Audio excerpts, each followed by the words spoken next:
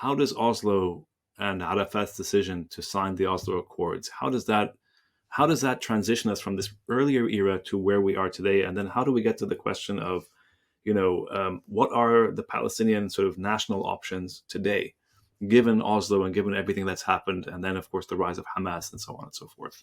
These are big questions, but just somehow to segue from the 50s to where we are today via Oslo. Yeah, I mean, the one thing I would say before that segue is that it's important to note the structure that develops after the PLO is created and the relationship with the Arab states, because that explains Oslo. Okay, that is a big part of it.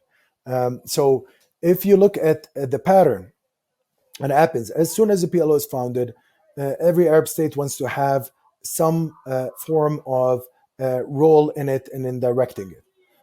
So that's a big issue. Okay, and then later on, after 67, the effort intensifies on the part of different Arab states to represent their official ideologies and positions, but also their actual people within the Palestinian national arena. Now, certain states had a privileged position in relation to that, and the most important was Syria. Okay. So, and Syria initially starts as the big backer of the idea of Fatah, independent Palestinian action, and one that was armed action. This was what they supported early, and that had to do with the dynamics of Syria after the Ba'ath coup of 1963, and it intensifies even further after 1966, because there's a need to assert Syria as a more radical regional player. More radical than Nasser, so they were sponsoring that very much Fatah. And that's where the early history of Fatah works. Of course, Algeria does the same. It sponsors Fatah, but for its own anti-colonial reasons, and because it's so, this is a continuation of the Algerian revolution. So we have, but the Syrian dynamic is important because the shifts that happen in Syria are very important for the Palestinian internal arena. There's a difficult relationship with Egypt structurally. It's never seen as a full backer of Palestinian action, but at the same time, it's seen as essential. Historically, you have Syria, you have Iraq, which has problems with Syria historically, and it's the two wings of the Ba'ath having their own conflicts. Often, they actually settle their scores inside the Palestinian arena. So what you end up with is a situation where there's a fractured Arab regional map, and all of these fractures are represented internally on the Palestinian arena. The Jordanians have their people in the Palestinian arena. The Egypt has its different actors. Iraq and Syria have political parties, and movements. And Arafat, he sticks to the principle that he distrusts this arena, and his main fear is that somehow they're going to sign an agreement first. I mean, initially, by the way, he's against agreements, but the change happens in Black September 1970. Fatah has an actual internal conversation. There's a wing of it that adapts to this idea that there is no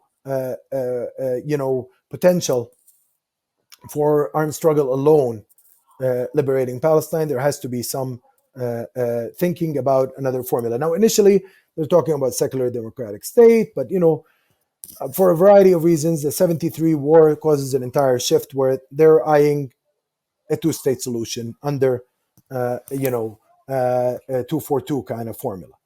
And the main reason why they head in that direction is that they believe that post-73, the Syrian state is heading in that direction. These people knew each other really well, by the way. Hafiz al-Assad and Arafat knew each other very well. Hafiz al-Assad even took Arafat out of jail in an early period after he did an attempt to blow up the tap line in Syria. So there's a long history there, and initially it started as a history of cooperation, but then there's also a knowledge that this is a very pragmatic leadership in Syria that's not against signing, for example, deals. This is not like Nuruddin al-Atasi or one of these ideological figures in the Ba'ath Party. This is not even Salah Jadid or any of these figures. Yeah, and then you have the reorientation of Syria after Black September. You have the situation of Iraq, where it's making big demands on the Palestinian arena, but it's really a very disruptive force under Saddam. But And how it does it causes. how does this lead us to Oslo in the sense like I How see does the this point you're lead us talking to about. Oslo? For example, I'll give you a small example. The whole Palestinian strategy after 73, gets a moment of hope, and especially after the Egyptians and the Syrians start talking about, a Geneva conference and a process and all of that in 73. Of course, the Syrians don't get very far because the Israelis are so committed to the control over Syrian occupied territory, the Zolan. But the Egyptians are making big headway on that. All of them essentially were like, we want to regain our territory, okay, and we'll do anything in that direction. Now, after you get a moment of hope with the Iranian Revolution in 78, as Camp David is going on steroids, and as the Egyptians exit, Arafat thinks, I can counterbalance this with Iran. He has good relations with the Iranian Revolution. He's the only leader that visits Khomeini. He puts, he's very enthusiastic. Even, by the way, not many people know this, but there was even a cake with Jerusalem on it when Khomeini went back to Tehran. The all PLO leadership cut the cake, and they were making all these messianic claims about it was bound to be liberated, in reference to Jerusalem, by a non-Arab again. They're thinking a replay of Salah ad-Din, essentially. They thought Khomeini is going to be the new Salah ad-Din. Okay, and Iran, of course, the departure of Iran from the American regional orbit was naturally going to be seen as a compensation for the entry of Egypt into it. But what happens? What gets disrupted then? Saddam goes and has this clash with Iran, the Iran-Iraq war. Of course, Khomeini is not entirely innocent of it, but it's not the outcome that the Palestinians wanted. They were actually very keen on facilitating good relations between Iran and the Arab world at this stage, because they wanted to build a new bloc that would help Palestinians in any future negotiation, in any future regional position, and that collapses. Okay, and Palestinians spent several years trying to do shallow diplomacy, but. But can I interrupt? It's just a clarification. I mean, to my knowledge, Fatah especially was basically receiving huge amounts of money from the Gulf. It's not entirely accurate. I mean, Fatah was receiving the main funding for the PLO was from remittances from Palestinians and the tax that was imposed on Palestinians in Kuwait. Not imposed, actually, the Palestinians wanted to pay it, but of course, Kuwait had 400,000 Palestinians in it. They were making good money there, and the Kuwaiti government had good relations with the PLO, and they basically had this program where Palestinians were paying a portion of their income to facilitate the PLO. The Saudi, by the way, support was not nearly as big as people think it was. It was actually quite minimal compared to that. So Kuwait was the main backer, aside from a few. Sorry, Abed, sorry, just occasional. to clarify that the support from Kuwait was via these taxes that Kuwait was collecting from Palestinian workers, or was it also Kuwait's own, funds going to the majority was actually from Palestinians. So that was the bulk of it, and you had some government handouts from Kuwait and elsewhere, but the majority, if you look at it in actual numerical terms, that was way more than any handout that was ever received by any state.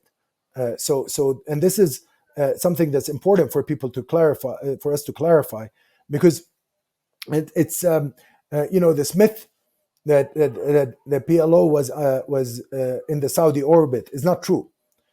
However, it's very important to note also that the Saudi-Palestinian relationship had its ups and downs. In the early 70s, for example, there was an attempt on the part of the PLO leadership to cultivate a decent relationship with the Saudis. And that had to do with the needs to try to isolate the Jordanian regime. And this is why this is such a complicated discussion, because it all has to do with internal Arab dynamics, these problems. I mean, and it goes back to our structural comment earlier, which is the fractured internal Arab arena, explains some of the difficulties that the Palestinian people have experienced. It's not a conspiracy. The arena was fractured because of imperialist intervention in this part of the world. It didn't need to happen. In the early 50s, there could have been a much better Arab world, but it was an Arab world that was subjected to the Baghdad Pact, to the American interventions, to the creation of different regional blocks. So the Hosni Zaim coup caused major destabilizations across the Arab world, of course. And that was an American CIA coup. So we had, there are reasons. Those that blame Arabs for their own fracture, I of course reject that. But the reality is the fracture did exist, and Palestinians had to pay the price for it. So in the early 70s, for example, part of the fracture was to set up a policy that would cultivate good relations with Saudi Arabia. And that was carried out by Khalid al-Hassan, who was an anti-Oslo figure, by the way. Sometimes people also mix things. They think, okay, if it's Saudi line, it means it's pro-Oslo line. Well, that Saudi line wasn't really a Saudi line. It was about a certain conservative wing of Fatah that saw a need to engage conservative regimes. But that does not mean that they thought of negotiating down the Oslo path. So Abed, how did we get to Oslo? So just to clarify for our listeners and viewers, you're saying that after as a result of the Iran-Iraq war, as a result of the Iraqi invasion of Kuwait, as a result of the expulsion of the Palestinians from Kuwait after the Desert Storm, the Gulf War, the American sort of intervention there, that's where. So just to understand that it's in this sort of Arafat, who was trying to deal with all these things, then makes this decision to go behind the backs of his own negotiators like Hanan Ashrawi and Haidar Abdel Shafi, who were, as Karim said earlier, were good faith negotiators. He goes behind their back and he strikes the Oslo Accords. So can you just explain how succinctly how do you understand? Is it because of the breakdown of Iraq, and the Kuwait thing that leads us to Oslo, or is there something else? It's still not clear to me and to our listeners and viewers why Arafat did this. We have to clarify two things. One, we have to make a distinction between Oslo and 242 positions in the Palestinian arena, because they're two different things. 242, you mean UN resolution? You mean UN resolution 242? So, so for example, Hanan Ashrawi, Haidar Abdel Shafi, these are figures. Sorry, just for our audiences that don't know what 242 is, can you give a 30-second version of 242? 242 was this awful UN resolution that was passed after 1967, which set out the principle that the different parties, the warring parties, should go back essentially to as something alongside. Well, let me actually reformulate. This is not accurate. 242 spoke of the occupied, the territories that had been occupied basically after 67, and the formulation in it was very vague, especially in the English version, not in the French version. But it's essentially identified the Arab territories that were lost in the 67 war as occupied territories. And it called for withdrawal from them on the basis of a land for peace kind of formula. So essentially, this became the main text that was used and referenced in future years. Palestinians rejected the text. But just to clarify for our listeners and viewers, UN Resolution 242 did not actually talk about the Palestinian people, correct? Yes, it did not talk about the Palestinian people, which is why it was rejected by Palestinians, and it did not talk about occupied territories in the clear terms that we would talk about, because it left a vague formulation around them. And of But course, some but but British some people Lord see it. Kerr. But some people see it as one of the bases for the so-called legitimacy of the two-state solution, right? That this it's there it is in 242 speaks about the territories captured in 67 as constituting something. Of course, it's nebulous and shadowy as to what, as you're saying, first of all, what the territories themselves are, and secondly, because there's that whole thing about the definite article not being there in the English translation and so on. But But that's guys, yeah. we're sort of distracted from the Oslo. Abed, you were about to say something about Oslo. Why Arafat signed Oslo? All right, so we have this environment where all the Arab states had accepted this principle of 242, all the Arab states that mattered, including ones that are traditionally seen in the resistance orbit. They still accept 242. So there was this big pressure on Palestinians to accept a two-state solution. That was the problem number one. Of course, the Palestinian leadership ended up agreeing to that, knowing that it had an internal difficulty because it was such an unjust thing to accept. Any Palestinian that had fought and risked their life and joined the revolution would have found it anathema to their very being to accept that 78% of their land is going to be usurped by the settler colonial state that is totally illegitimate, that was based on destruction and violence and elimination and ethnic cleansing. So it was a very difficult thing to adjust to. And to this day, by the way, the majority of Palestinians, I think, deep down inside, do not accept that reality. Even the staunchest supporters of a two-state solution would say that they're doing it just out of sheer pragmatism, not out of an actual belief in it as a just or a good solution. So this is point number one. Point number two is, besides this regional reality where the majority of states in the region had taken this shift towards accepting the two-state solution in the 1970s, you had the biggest blow to the Palestinian revolution taking place, which is, of course, the Israeli invasion of Beirut and the expulsion of the PLO from there, which meant that the PLO was no longer a political actor that could project military power on the ground. And it attempted to create a long-term process for making up for that through rebuilding inside the occupied Palestinian territories. But that was a process that was going to take some time, and it did not come into full fruition until the first Intifada came in late 1987. So we have a problem structurally here. The PLO has no military base. Its bet on the Iranian Revolution fails because of the Iran-Iraq War and the deterioration of Arab relations with Iran.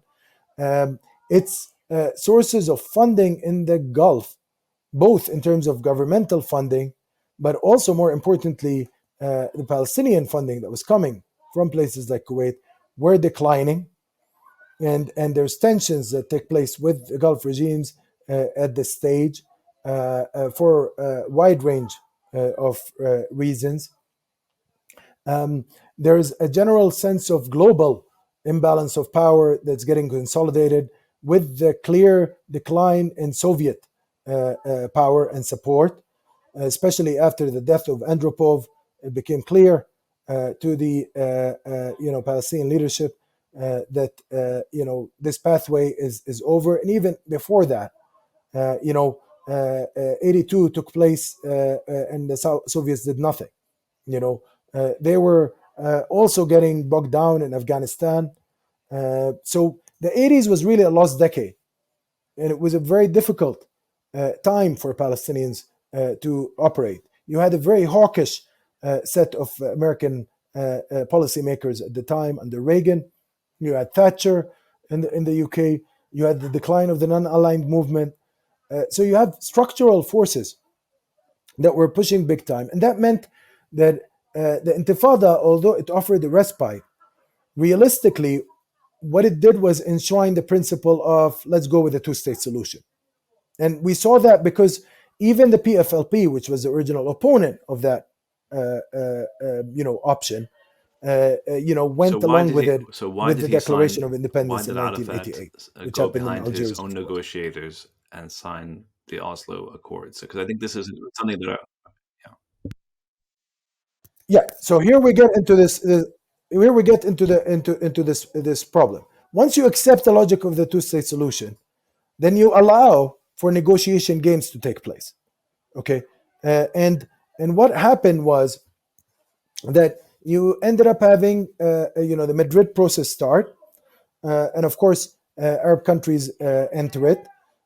Initially, it starts on much better terms than the Oslo terms, but still, and I remind our listeners and viewers here, on the basis of this very unjust solution for the Palestinian people. Okay, so if the basis is 242 and giving away 78% of Palestine, you're basically negotiating over the remaining 22%. It wasn't even done in a way where the big powers come in and say, okay, now we're laying down the law and Israel has to immediately leave those territories and set up a Palestinian state. No, it came on the basis of the two parties have to negotiate. Okay, and once you enter into the realm of separate negotiations operating, so you have Jordanians start negotiating, Syrians start negotiating, then that weakens the Palestinian position significantly. And Arafat saw the writing on the wall. He's like, okay, I better negotiate before these people, get their deals. It's the distrust on the one hand, the bad structural position on the other, and the belief somehow that if you manage to create some Palestinian presence on the ground, a quick deal that will allow for that to take place, with further negotiations down the road that would allow for a more serious kind of resolution of the long-standing issues on the basis of that unjust acceptance of 242. If that were to come, then something will happen. There was here a serious misreading of American desires and policies, because the essential premise of this move was that the U.S. now under Bush Sr. but later Clinton was initiating the New World Order, and it wanted a more stable Middle East in that world order, and which means that it has an interest in creating a sovereign Palestinian state that is contiguous, and that it's gonna play that role in relation to the Israelis. That, of course, was a serious misreading and a disastrous one. That's why Palestinians who lived in the U.S. understood it better. Had a resistance to the logic of Oslo.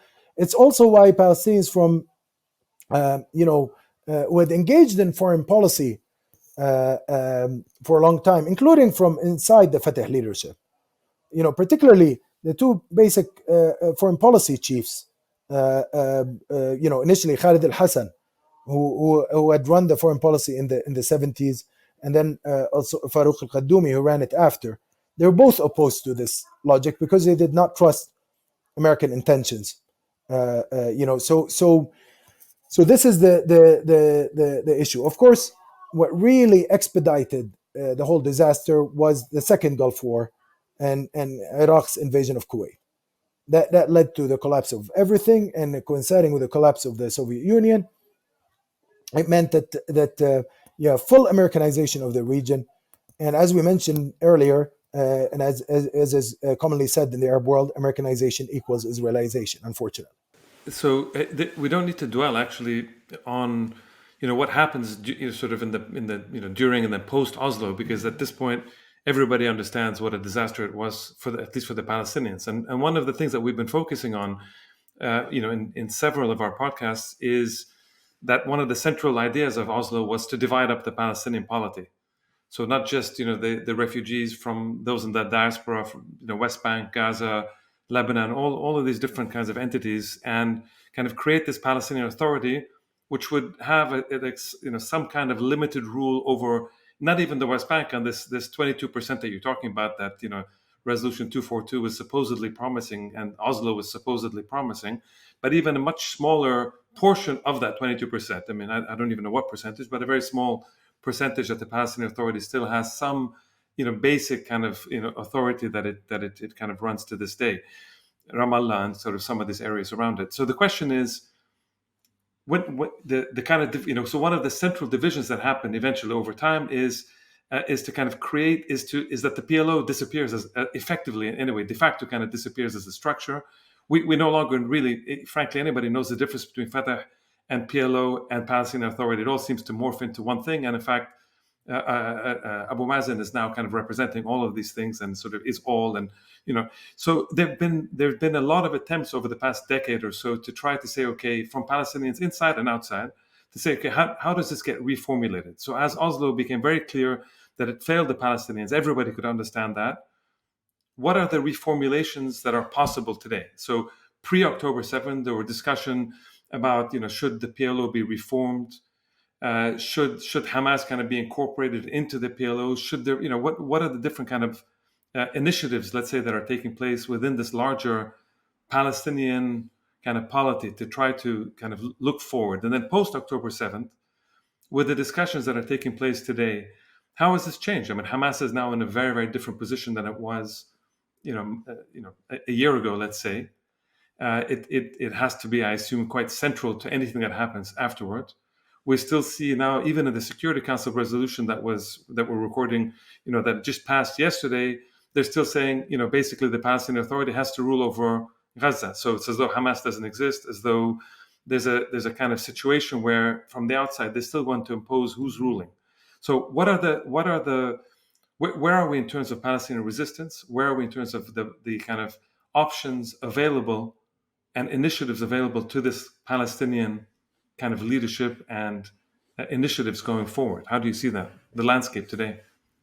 Yeah, so structurally, I mean, first of all, I'm glad you asked this question, because a good chunk of my work within the Palestinian arena for the past 20 years, actually, exactly, I started this work in 2004, was around this question of the question of the reconstituting the Palestinian body politic, really, through actually reclaiming the Palestine Liberation Organization.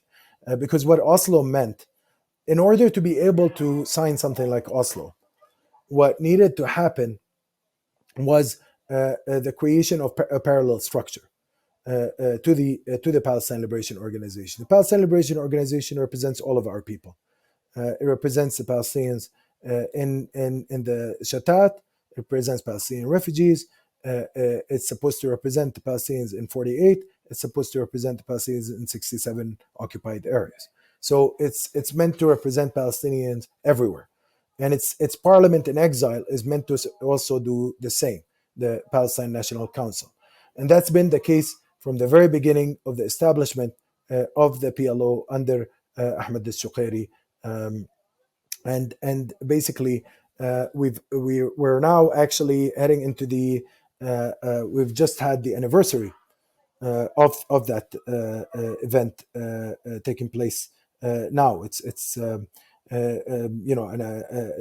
I'm shocked to say this, but it's the 60th anniversary now.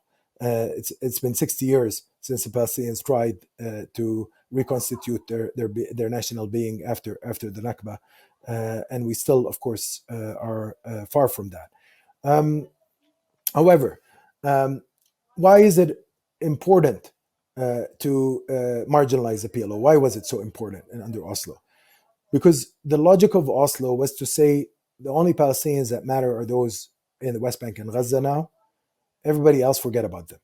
Those that are in 48 are just now Israeli citizens, or what they call Israeli Arabs, which of course is a misnomer and a vicious one at that. They are Palestinian citizens of the Israeli settler colonial state, but they are very much part of our people. It was also saying forget about Palestinians outside, those that are in refugee camps and those that happen to be refugees. And by the way, everyone in this conversation belongs to that category. I always remind people that being a refugee has nothing to do with whether you live in a refugee camp or not, whether you're rich or poor. It's actually a political status. It has to do with the fact that you're denied the right to return to your homeland, and that your family has been expelled from it, which of course applies to all of us here. And it's very important to note that. So and that's the majority of the Palestinian people, not just the ones in Jordan and Syria and Lebanon and Egypt and Iraq and the Gulf. It's also the ones that are in the so-called Americas, in Turtle Island and in Europe and elsewhere. So we are a people, and that's an important premise, and we need to be represented.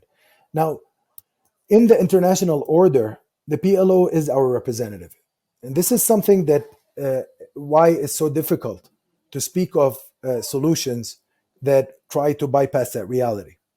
Okay, yes, the PLO has been sidelined through the creation of the PA, and through the fact that the president of the PA now pockets the PLO, and it was not supposed to be that way. The PA was always supposed to be a subsidiary body under the PLO. It's you could call it a side project, but in reality, what has happened is all the funds got concentrated in the PA, which meant that there is no independent being for the PLO, and of course the majority of the PLO leadership ended up moving to Ramallah, which meant that they were now under this PA terrain, and they're under the Oslo terrain, which goes against the revolutionary premise of something like the PLO, a movement that started, a representative that was in exile, and of course it held its first meeting in Jerusalem symbolically, but very much it drew on the energies of those Palestinians that had been expelled from Palestine. And now we end up in a situation where they're completely silenced and detached, and actually disenfranchised from Palestinian politics. So the effort to reclaim the PLO came out of an understanding of its importance as a representative body, but also out of an understanding of the fact that attempts to create parallel projects have failed, and they always depend, by the way, on a narrow sponsorship on the part of one regime or another, and they end up nowhere. So the most serious attempt was done by the Syrians, under Hafez al-Assad. He tried to create a parallel structure. It did not work, and it will not work. No attempt will work, because you do not have the circumstances regionally and geopolitically that produced the PLO in the context of the early 60s. And once you've also got international recognition for a certain body as a representative of a people, that's not reversible. Once you, let's say you reverse that, you're not going to be able to bring in another body in its place. It's not the way it works. So it's very important for us to put an end to, ideas that I could easily just do a Congress here or there, and that's it. That means that's a new representative of the Palestinian people. That's not how the international order works. And that's not how actually internal Palestinian politics works. Because you'll have a million people then rejecting that initiative, saying it's going against legitimacy, it's going against the national representative, etc. The real challenge then is to reclaim the national representative and to say that it's not representative enough now, and to say that it has to re-enfranchise people, and to say that it's been hijacked by a narrow group of individuals who have no interest in the liberation of Palestine, and they have no right to it, in the same way that the majority of our people have every right to it. Every Palestinian has a right to its national representative. That's why I've been involved in a long time in this effort to call for direct elections to the Palestine National Council. Okay, and as an important initial step, registration for those elections, because that means that you account for all the Palestinians that are outside in this process, and that means that there has to be an involvement of all Palestinian political forces in this, including Hamas, including Islamic Jihad, including every party on the face of the planet. Okay, because this is a body that represents the Palestinian people as a whole, regardless of their ideologies. Now, many people frame this as somehow a process that needs to unify or create a musalaha to infatih an Hamas. And I'm very much against that notion, because this is not about unifying political parties. And really, I owe this a lot of this thinking to Carmen Abulsi. She's been talking about this for a long time. She was actually, I think, on the Palestinian arena, the first to detect this. Since '99, she's been saying this, that it's not a question of unifying parties. Parties are meant to be ideologically divided. They're meant to have different agendas. We have a Palestinian left. It's small. It has a different agenda than the Palestinian right. We have a religious Palestinian scene. It has a different agenda than the secular one. We have a national scene and a nationalist one. It's different than others. What we need to do, though, is unify our institutions and our representative capacity so that our people can then make decisions on behalf of themselves in relation to the issues that matter to them the most. And so that our people are not marginalized. And so that the basic Palestinian rights, which the marginalization of the PLO were designed to strip away and destroy, foremost amongst which is the right to return, are protected and enshrined in our institutions. And Hamas, yes, it needs to be part of this formula. And any attempt, by the way, and I'll send this on the record, I'll say it on the record, anybody that comes and tries to do this, Dracula caricature version of Hamas is mistaken. It's a complicated movement that has a political wing, it has a military wing, it has 25% of the Palestinian street. By the way, in its most extreme religious version, it's way milder and way more progressive than any of the Israeli religious right-wing parties. I remind people to check the Hamas Charter of 2017, the Hamas amended document. It has a vision actually for the future for everybody there. And again, I'm not a Hamas person. I'm not here to defend them.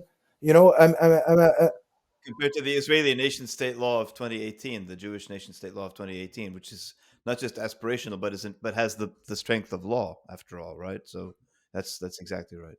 But on this point, Abed, we're going to wrap and conclude. But you've made some very important points here, and one of the points, of course, is the reconstitution of the PLO and the rehabilitation of a sense of the re-enfranchisement of the Palestinian people in its totality, whether in the diaspora or in historic Palestine. The question, though, Abed, just to wrap on this question of Hamas, is in the end, as you know perfectly well, as a historian, as a scholar of revolutionary movements, in the end, the revolutionary movements that are on the ground and that have sacrificed the most are the ones that tend to be the ones that gain the most legitimacy and popularity. Or am I mistaken about this? In other words, people who put their money where their mouth is are the ones that tend to then claim national leadership. So how does that fit into this vision that you have? I mean, I agree with you that there's a vision that we all need a reconstitution. I think all of us here agree that we need a reconstitution of a Palestinian sort of representation that's inclusive of all the Palestinians everywhere.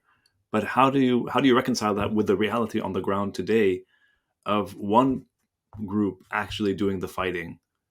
And you see what I'm saying? And this is like just like the FLN, just like Hezbollah, just like all these other groups in the history in the past and the ANC and so on and so forth. I'm just wondering how you reconcile these two visions. Also, let me just add to that, Osama, that there's also, and that's I think the whole point of the Security Council resolutions and the Europeans and the Americans all putting in text in the resolutions, insisting that the Palestinian Authority has to kind of take over Gaza, etc. So it's about cherry picking and making sure that the division kind of continues. And by putting again central this kind of defunct organization or institution called the PA, it's ensuring that this idea of reconstituting the PLO and the PNC and kind of the Palestinian polity does not happen. So it's vitally important to the American-Israeli kind of Zionist project that there not have a reconstitution of the PLO in a way that is democratic and feeds all the different constituents of the Palestinians, right? So both of these at the same time. Yeah, so let's start from a premise, Osama. Hamas is an ideological organization. And of course, it's an ideological movement that promotes Muslim Brotherhood ideology. So the natural size in the Palestinian street of Hamas, if you look consistently, historically, is about a fifth of the Palestinian street. That's their natural size. The majority of our people are not Muslim brothers, but we do have an important segment of our people that are Muslim brothers. Okay. However, increasingly over the years, Hamas has been, and this has ebbed and flowed, and it depended on the political moment. But overall, they've gone increasingly towards a Palestinian national consensus line when it came to the most important issues. As in their most recent years, they've been downplaying the more ideological aspects of their program. And that, by the way, includes the questions that relate to the future of Palestine and the future of relations between the native Palestinian population and the settler colonist population. The Hamas's position on that started off on a very weak note. It was completely. It did not have a political program around that. It only had utterances that were typical anti-colonial, rejection of the settler colonists, etc. But there was no political program that dealt with that reality. Later on, as the years went by, and as they developed as a political movement. Remember, this is a new political movement, relatively speaking. This is a political movement that was born out of the First Intifada. It's a product of 1988, so it came very late into the Palestinian scene. Its politics has developed significantly since that moment. Now, the danger with Hamas is that they could go actually down the Fatah route. They have an inherent pragmatism inbuilt into them. So it's very important to actually tie them to political structures that represent the people as a whole, so that we don't end up in a situation where we repeat Oslo. Now, I don't think they're interested in repeating Oslo, because I do think that they've learned some lessons out of that, and they've actually been saying this. For example, they're not against recognizing an Israeli state, but they won't give it away for free. So I'm for creating a different reality and assured vision for everybody living in that place, including Jewish settler colonists and Palestinians, but not on settler colonist terms, but on democratic terms, and egalitarian ones, and forward-looking ones. And I think the majority of Palestinians believe in that. The majority of Palestinians believe in enfranchisement, in the protection of Palestinian rights, and in creating a new vision that is inclusive of everyone in that land. The way to do that is not to imagine that somehow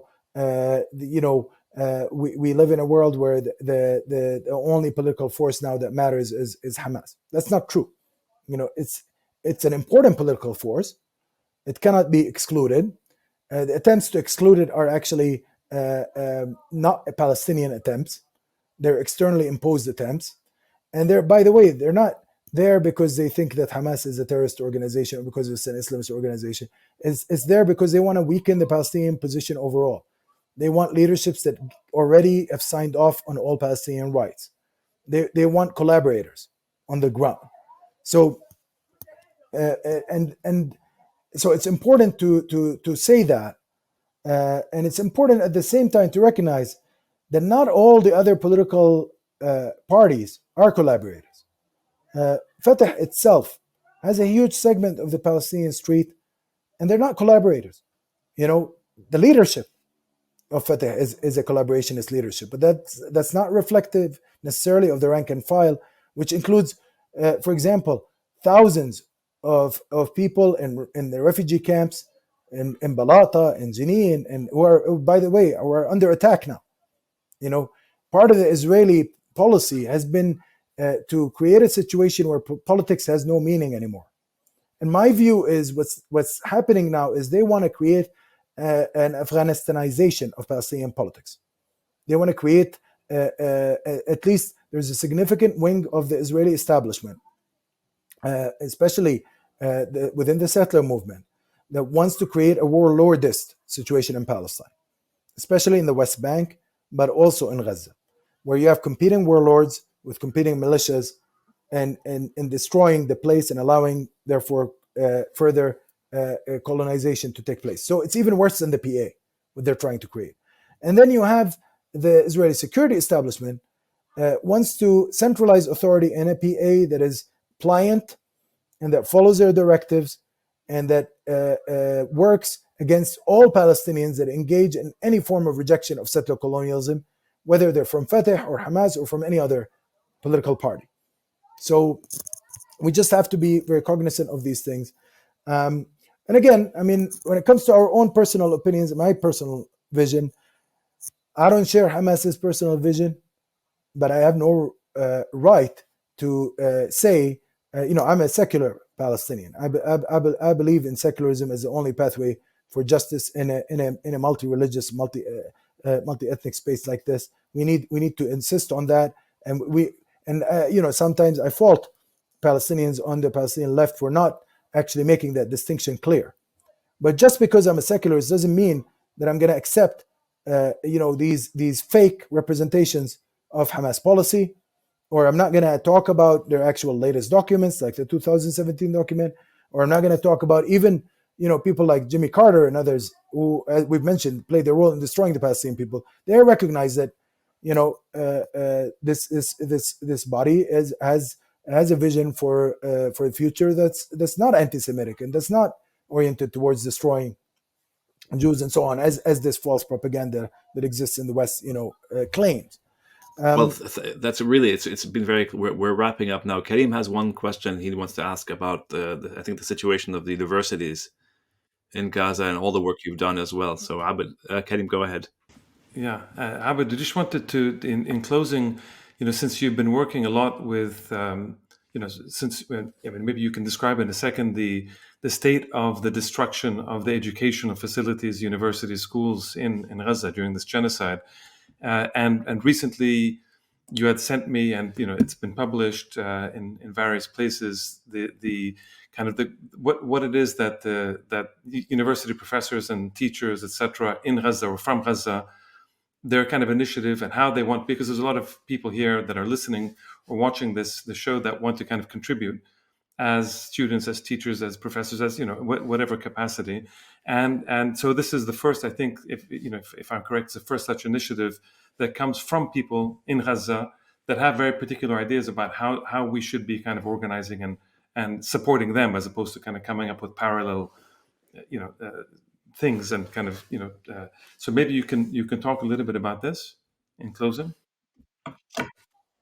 Yes, of course. I mean, I think one important aspect of this genocide has been scholasticide, which is, of course, the attempt to systematically destroy the higher education and, in fact, the education sector as a whole. Now, as university professors, it's very important that we stand by our colleagues and institutions in Palestine. And the problem that's taking place in Gaza now is that the universities have been bypassed. So everybody is pretending, okay, yes, the university infrastructure has been destroyed. Their physical infrastructure has been destroyed completely, which is, by the way, unprecedented in modern history as far as I know. This has not happened anywhere else where you have this colonial power going after every single institution of learning. It's unbelievable. At the same time, though, we still have the faculty and we still have administrators and we still have students. Yes, more than 100 faculty have been killed, murdered by this vicious, genocide.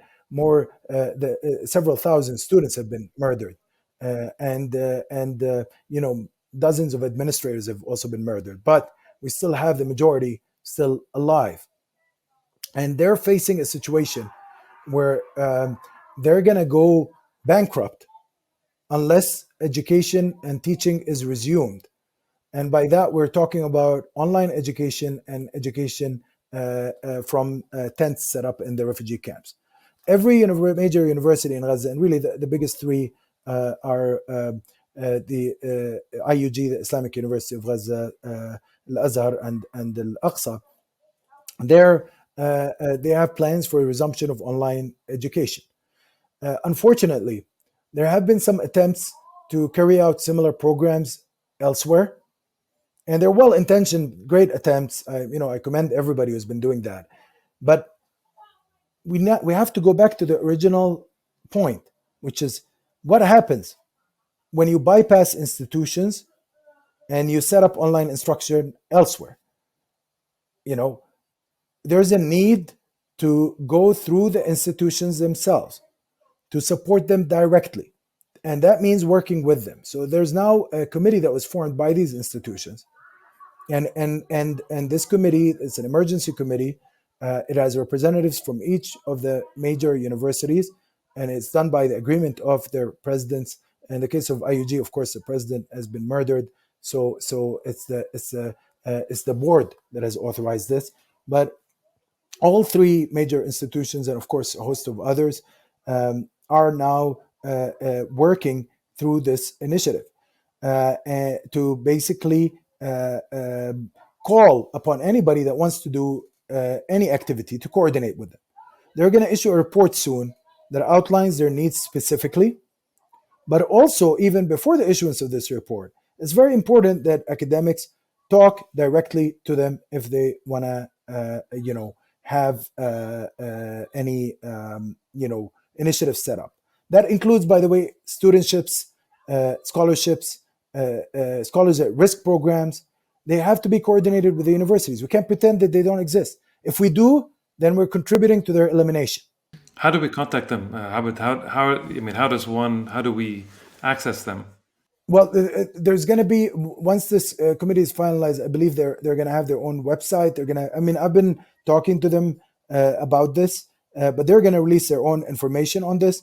I believe that it's happening over, the next, couple of weeks or so. They're going to have like addresses for contact. They're going to have a website. So, and hopefully maybe we can even share with that on MakdisiStreet. But I do urge people to read the statement, and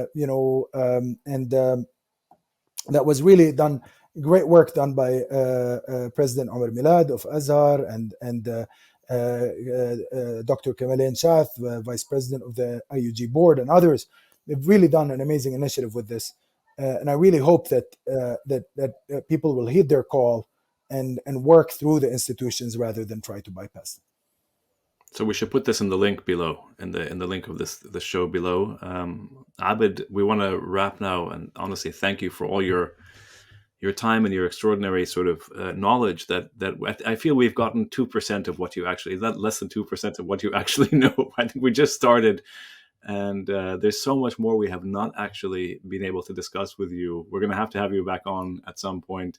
Maybe do like Daniel Denver and The Dig, a 15 or 16 episode series. But honestly, from my perspective, no. Honestly, you're one of the most brilliant historians and like a leading historian, honestly, of modern Palestine and of course of politics and the revolutionary tradition that you always remind us has been alive. It just hasn't been seen necessarily, but it's always been there. And as you say, you want to reconstitute it. Especially through a pragmatic, not pragmatic, I mean to say, an emancipatory sort of re-enfranchisement of the Palestinian people. So Abed, thank you so much for being with us, and thank you for all that you do. Thank you very much. It's an honor to be here with three distinguished scholars that I have enormous respect for, and I've learned from all my academic life. So it's a joy and an honor. Thanks, Abed. Thank you, Abed. Thank you. So, guys, that was an incredible session with Abed, our dear friend Abdel Takriti. Extraordinary depth, history, politics, contemporary. Seti, I guess we'll start with you. What was your main takeaway? I mean, we covered so many different areas. It's hard to know that I have a main takeaway. I honestly don't. It's the amalgamation of different forms of knowledge that Abed brings to the table. That's what impressed me the most.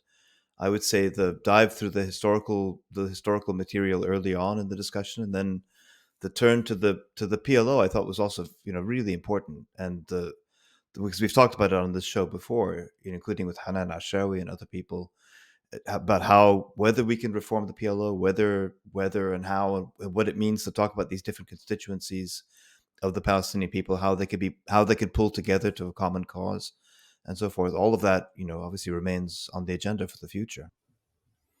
Karim, what did you think? Yeah, I mean, like the two of you, I mean, there's a lot to digest. There's so much breadth, and it reminds me, in a sense, as a non-historian, of course, that history does matter, as you keep saying.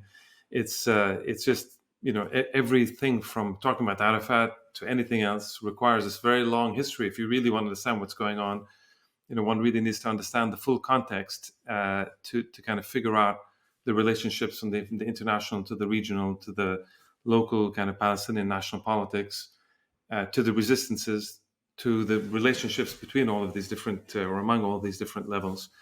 So this is, the kind of extraordinary complexity that Abed is kind of quite masterful at spinning and producing and connecting all these things together. But actually, sorry, yeah. but on that note, but just on that, exactly on that note, it occurs to me as you said what you said, and I said what I said. It occurs to me that there's no way somebody like Blinken or the U.S. apparatus, kind of writ large, like the capacity that those people have for understanding and contextualizing this stuff is very, very limited and narrow. I think he has kind of a sort of, I assume he has a caricaturish understanding of this whole history. And we're talking about Blinken here. You're not talking about Abed, obviously. No, Blinken. Yeah, Blinken. That's what I'm saying. In other words, the weird thing here is when you hear a historian like Abed, there's this incredible deep dive that you can go into, this vast history that you go into. Vast history. We're not talking about the 19th century. We're talking about the past, basically my lifetime, the past 60 years, essentially. And but the thing is, the weird thing is that the empire itself, the U.S. in this case, I assume they have no clue. Like maybe if you plumb them, they might put the pieces together. But certainly when somebody like Blinken stands up and talks, he has no idea about this history. For him, this is all like this. Like it comes into his head in this caricature. He doesn't need to. Of like, he doesn't need to. The problem is, I'm just saying. But it's striking that there's this. The problem is that normally at that level, you would have a team of people around you that would be those experts. They don't have this anymore. That's the problem. He can't be an expert in everything, but he would have normally teams that would be experts that would give him supposedly analysis that's objective. Whatever you do, whatever you want in your policy, but you need to get the information. You need to have people understand the information. You need to know what is going on. You need to know what's going on, so that you can then do your cost-benefit analysis, figure out your options, etc. Okay, whatever the politics of it, you do. You make your decisions, and we come back. Therefore, we come back to one of the themes that this show, that our program has tracked historically through the past 9 months of horror, is the difference again between the U.S. empire and the older forms of empire, in which knowledge and power were more effectively for good or for ill. I'm not saying it's. I'm not sure about that, Sadi. I'm not sure. I always believe in that. I don't know. I think the British in India, they went and they learned Arabic and Persian and Sanskrit. They didn't just sit there, on a crate box and make stuff up. Yes, it's true. But times have changed, and then they also created a whole set of Orientalist knowledge that they also created in categories, and they reified certain things. They did enormous epistemic damage as well. No, of course, in India as well as other. I think this I'm not absolving them. Yeah, I understand your point. I get your point. Don't confuse me. I'm not Niall. No, I get your point. I understand the point. I'm just saying the sheer stark, naked ignorance of these people running the U.S. today. It keeps coming back because they're still in their heads. Hamas is somehow going to dissolve itself and go away. That's the thing. It's just like their ignorance is so manifestly on display. It's hubris. It's hubris. But Karim, Karim and Sadi, can we get to the point? Hold on. Sorry, because this is important. I think it's not that they're. I think they are incredibly incompetent at that level, at the level of Blinken and these kinds of cabinet people. I think they're enormously incompetent people in general. Incompetent, you're saying? Incompetent people. And on top of that, they refuse to have proper teams of analysts and people that can at least give them the most basic context so they can do whatever warped decision they want, but they're not even in a position where they can do that. But Blinken is also rigidly Zionist. It's not just incompetent. It's ideological. Yeah, when he comes and says, as I've repeated, several times in these parts, it just sticks in my head. When he shows up in Tel Aviv and says, "I'm here first as a Jewish person," okay, that means to use your terms on this, that means he negates history completely. You don't need history if you're showing up as the perpetual victim to this place. That means you don't need the history. The history becomes irrelevant because it's the only history that matters is his history and the history he's representing there, and that's it. Nothing else matters at that point. But once it comes against reality of the complexities, is a reason why the U.S. has been unable to achieve things. The U.S. is a bit like the Israelis at a bigger scale, which is they can destroy things and they can hit things, but they can't, and they can do sanctions, but they're unable to build things anymore. The Israelis can bomb, but they can't do anything. But Abed, the value added of Abed's sort of immense knowledge, his encyclopedic knowledge of the Palestinian Revolution and of the history of the 20th century in terms of Arab history and Arab politics, is also that he asks the question of us as scholars and as people who care deeply about this part of the world. And Karim, this is something you and I and Sadi and you and I, we always debate and discuss this point. Where is the cutoff point between knowing too much history or history and contemporary politics? So how do you make sense of what's going on today without having this deep dive? As a historian, of course, I believe that the more history you know, the more foundation there is to understand what's going on, as opposed to, do you see what I'm saying? You could take a normative thing. You could say, if you believe in international law, there are certain things that are quite clear that need to be done. If you believe in question of self-determination, if you believe in a genuine, kind of idea of what a democratic polity, is all about, you don't need to know the entire history of the Islamic Arab world leading to the 19th century, to the Ottomans, you don't need all of that. If you want to say there's a people that there's a genocide going on, and these people need self-determination, and they need to be able to live in dignity. Okay, certain basic structures. But you do need history to explain why it is that there's a refusal to apply law here as opposed to here. You do need to understand why is it that, as you said before, a notion of why the Genocide Convention came out in 1948 and the way that it did, and why. Do you see what I'm saying? So yeah, you need all these things. You can know history, but as we said, Benny Morris knows his history, and he's applying. Does not know his history. No, he does not know his history. No, I'm sorry. I thought he accepts the history. He takes the wrong conclusions. He's a technician. He can do certain archival work. He's not a historian in the sense. He accepted the ethical historian. No, he doesn't accept that. He accepts the ethnic cleansing as something good. Yeah, but you saying ethical historian? I didn't put those two things. Yeah, he's not historians are ethical. Anyway, that's a different category. Well, Abed is an ethical historian, and that's the main difference. And I want to thank you guys honestly for again.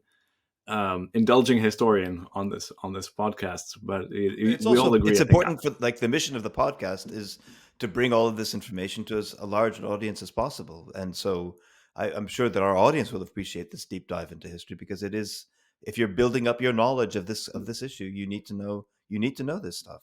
It's part of and all the complexities. Yeah, and all the complexities. So we don't just say, oh, the Arab states. I've always been opposed to the Palestinians in this kind of cliched terms. It's not true. There's much more history and much more complexity without hiding behind nuance. So, Karim, your last word to you. Yeah, last word. Just to reiterate what we talked to Abed in the very final section, which is to look out for the Gaza academics and university professors and presidents that came out with a kind of joint statement as to how best to help if anybody wants to. Be in a position to help universities and schools in Gaza. The ones that are in Gaza have kind of come up with a joint statement. And as soon as we get that information, more information, they're building a website with what they need and the resources that they need. As soon as we have that, we'll of course pass it down to our viewers and our listeners as well. So that's very important to track. And by the time the show comes out, it may in fact be in the show description below. So thank you guys very much. Bye.